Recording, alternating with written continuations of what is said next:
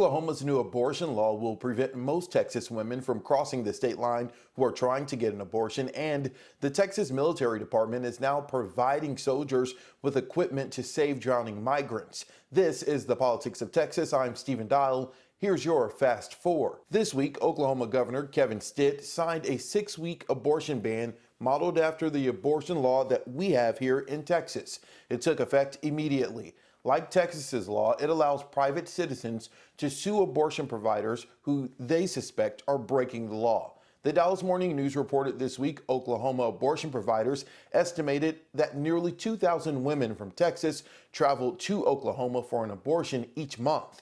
Following the death of Arlington native Sergeant Bishop Evans, Texas National Guard members told reporters they were discouraged from trying to save migrants drowning in the Rio Grande River. Several migrants have drowned in recent days. This week, the head of the Texas Military Department told lawmakers that soldiers will now have buoy throw bags. The flotation device will be thrown from land into the river when a soldier sees a migrant struggling in the water. Soldiers will not go into the waters for rescue. Training on the new equipment will end next week. Texas native and WNBA star Brittany Greiner remains in a Russian jail, held now for more than 2 months. This week, the U.S. State Department is now classifying her as being wrongfully detained. The change in classification means the State Department will work more aggressively to negotiate her release. Russian officials detained Greiner at an airport for an alleged drug charge. The latest poll from the University of Texas shows Governor Greg Abbott has a 11-point lead over former Congressman Beto O'Rourke. O'Rourke is back on the campaign trail after testing positive for COVID. He's been talking a lot about the hot-button issue of abortion and the possibility of Roe v. Wade being struck down. Governor Abbott has kept his focus on border security with his plan Operation Lone Star and continuing to bus migrants to D.C. The most talked about thing this week was the leaked opinion from the U.S. Supreme Court in reference to the court's landmark decision on Roe v. Wade back in 1973. Roe v. Wade's origin is here in Dallas County. Jane Roe was an alias name for the woman in Dallas County who brought the case. Henry Wade was the district attorney at the time. Joining us for our Sunday conversation to discuss is women's health and politics reporter for the Dallas Morning News, Belen Hollers, and WBAP radio anchor, Nicole Osei. Belen, kind of talk about first the impact here in Texas. What would happen if this opinion is actually the law of the land? Texas passed a trigger law which would go into effect 30 days after Roe versus Wade is overturned. But there's also abortion laws still on the book here in Texas that these pre-Roe statutes, the criminal penalties, there are people going around in the state saying we could enforce them. And it's really up to the district attorneys in the area whether or not they're going to enforce them. And so it's anyone's guess if they're actually enforceable. So I would say day one, Roe versus Wade is overturned, abortion in Texas becomes illegal. Nicole, there was a poll that said that about 70% of Texans are for some type of abortion.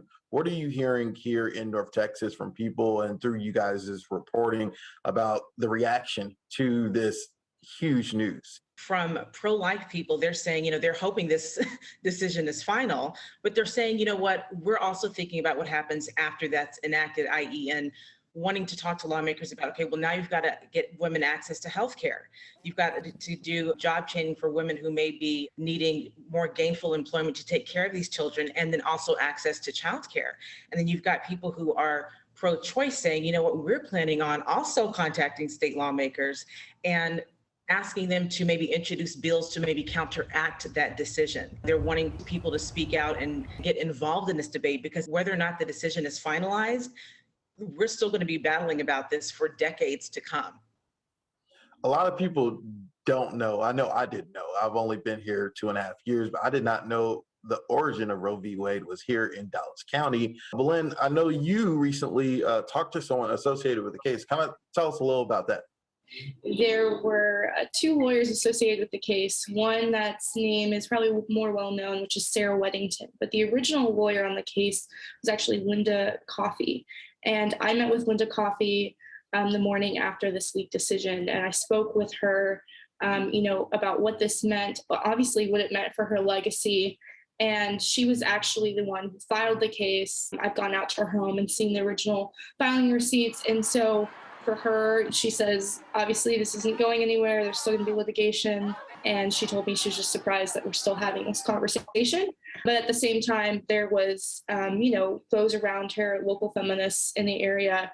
There's a lot of commiseration and the conversation of it lasting 49 years, being right short of 50 years. And so, but I think I didn't, honestly, when I started doing abortion politics coverage, I had no idea the relationship that Dallas County had with the Roe versus Wade case. So I think it's really interesting Texas' place in this debate, especially since we were the first to have this incredibly restrictive abortion law go into place before Roe is even overturned. Texas already has what has been known as the heartbeat bill, which is now law. Oklahoma just passed a similar law. So does it really matter if Roe v. Wade is overturned, since Texas already has a really restrictive abortion law? I think one of the things that I'm hearing from people is that they're nervous about, as you said, there are neighboring states that are now acting tougher laws. So you may have some people that may have access to the funding to go somewhere else to get an abortion, but there's going to be a lot of women that may not have access to that. So, what are they going to do if they're in a desperate situation? They may still try to seek an abortion, but not through a safe means. So there's that conversation that's happening because the abortions are still going to be happening. Could this open the door for some other things that people may see as landmark decisions? Could that open the door for those being challenged as well? Those on the anti-abortion side will say, well, this has to do with life, that has to do with privacy. When it comes to these other cases and other landmark decisions, I think also to recognize how unprecedented it is to overturn a decision by the court. It's only happened a few times, which is, why there's a lot of questioning about what's going to happen next. I think an important aspect to highlight is that this doesn't make abortion illegal in the states, but it gives the states the agency to decide what type of restrictions they want in their state. And I think that's what you're going to see, here in the South, Oklahoma, Texas, Louisiana, Mississippi. These states are going to have restrictions, but that doesn't mean that, California, New York, these East Coast states are also going to have restrictions. So I think that's, some of the confusion I've seen, in the media, on Twitter and things like that. Nicole Boleyn, thank you so much for your time. Thank you for having me. For the latest political news, head over to our website, fox4news.com. We will see you next time for another edition of The Politics of Texas.